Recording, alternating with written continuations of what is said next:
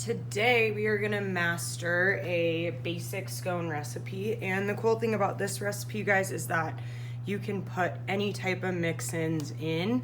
So that could be like baking chips, like chocolate chips, butterscotch, cinnamon chips. You can also add fruit, fresh or frozen, or any type of nuts to kind of make the flavor combinations that you want. So I'm gonna preheat the oven to 450 and get measuring out my dry ingredients.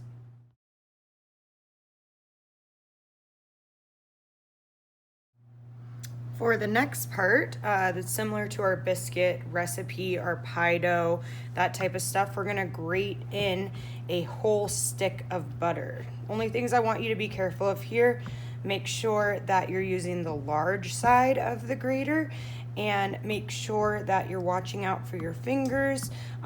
Remember, if you're doing this at home, frozen butter grates a lot easier, and make sure that you're not like grating the butter like up and down on the grater. You're just going one direction down.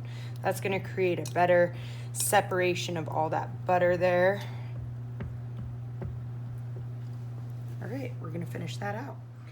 Make sure when you're done grating it that you get all the butter from the inside of the grater as well.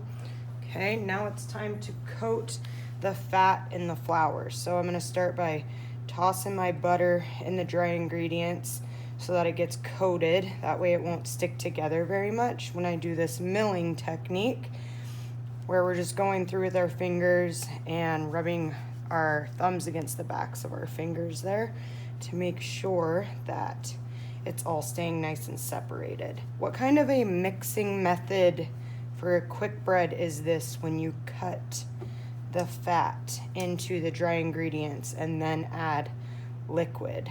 Talk to your group about that.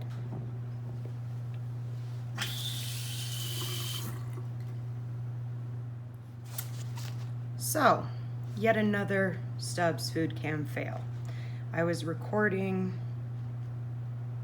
when I wasn't supposed to be recording and not recording when I was supposed to be.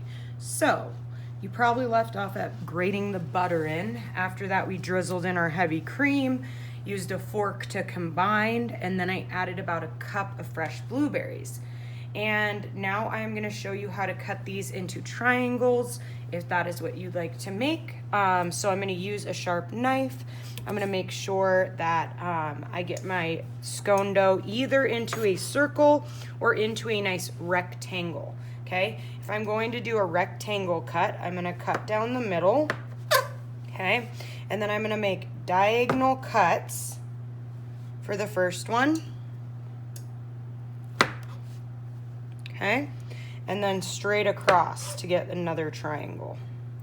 I'm gonna repeat that process until I have about 12 scones per dough.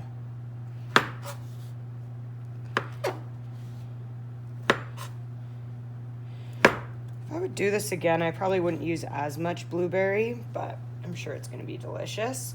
Okay, I'm gonna place these on some parchment paper, and they're actually gonna go in the freezer for about 15 minutes before we bake them, so that we make sure that it holds up really nicely in the oven and holds its shape. Another thing we're gonna do is brush them with heavy cream. We'll get there in a minute.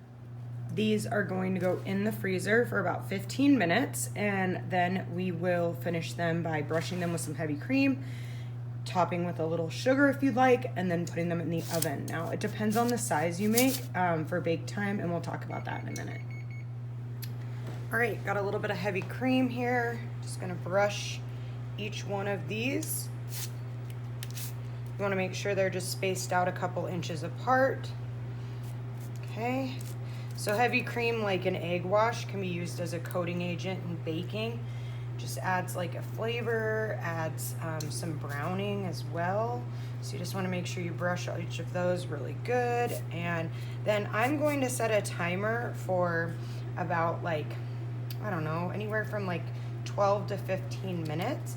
These say they'll take about 15 to 18 minutes depending on their size. So you just wanna make sure you keep an eye on them, and you know, you don't want them to spread too much. So if they are spreading, there's some tips in your recipe for how to help with that, so make sure you read up on that. And you can also top these with a little bit of added sugar if you want. It already has a half a cup of sugar in it, so I'm going to make sure I set my timer for about 12 minutes, check them then, and see how they are. All right, I'm making a little lemon icing to go on top of my blueberry scones. So I'm just starting by juicing half a lemon here. And then I'm also going to use a little bit of the zest as well. And I'm just gonna whisk that into my powdered sugar. You wanna be careful of your wet to dry ratio with powdered sugar. It can be really deceiving about how much you need. So I'm gonna get that whisked up. Now, you don't wanna top your scones with the icing that you make. And again, you guys could do a cinnamon icing or just regular vanilla. And if you're gonna do that, you would just whisk a little bit of vanilla extract, maybe a little bit of heavy cream if you needed it, into your powdered sugar, okay? So I'm gonna give that a taste, see how lemony it is. And it is tart and delicious. I'm also gonna zest a little bit of my lemon in there, just for a little bit of added color and flavor. Okay, you never want to keep zesting past the point of where it turns white, because that's going to give you a really bitter taste instead of more of just like a citrusy deliciousness. So I'm going to scrape off what I have here and add that to my icing, and I am ready to go when those come out of the oven. All right, so I'm just checking them at about 12 minutes, and they are spreading a little bit. So the recipe says if they do start to spread, just to take some butter knives and kind of just like put them back into their shape, okay? And this could be because I didn't refrigerate them for the full 15 minutes. But this technique is working really well. So you just want to take them, 2 butter knives, kind of make sure that they're keeping that triangular shape. And then I'm gonna pop them back in the oven for a few more minutes. Okay guys, you'll know when these are done when they're nice and golden brown. So check that out, okay? Got a nice color on them. They look a little sloppy, but hey, that's okay, right? They're homemade. So I'm gonna wait till these cool, okay? I can either take them off on the parchment paper and set the parchment on top, because then you can drizzle them without making a mess. So what I mean by that is I can take my cooling racks, I can set them right here, and if I have a friend or just by myself, because I'm a pro, okay, move those over onto the cooling rack, keeping them on the parchment paper though, so that when I go to drizzle them with that lemon drizzle, I'm not gonna make a huge mess like on the countertop, okay? So, but you want those to cool, because if you add the drizzle while they're hot, then all you're gonna end up doing is melting it off. So you wanna let them cool a little bit so that they can hold on to that icing, okay? So you can drizzle them once they cool and enjoy those. They're gonna be delicious. Hope you guys like them.